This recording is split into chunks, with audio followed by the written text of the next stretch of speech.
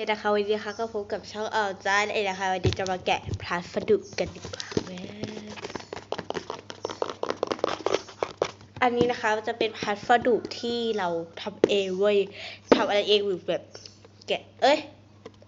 ทำพัสดุเล่นแล้วก็แกะแบบทำคลิปแกะอะไรเงี้ยขอโทษนะคะที่แบบไม่ค่อยได้ลงคลิปนะอ่ะ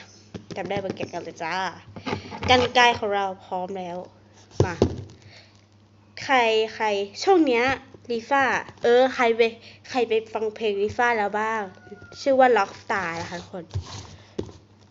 ใครไปฟังแล้วรายงานตัวหน่อยค่ะช่วงนี้ป่วยอีกแล้วอะแกป่วยบ่อยแท้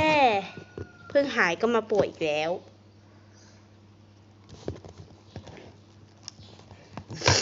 ขอโทษนะคะที่เสียงมันแบบจะเปลี่ยนหน่อยนะเพราะว่าใช่เพราะป่วยจ้าป่วยRockstar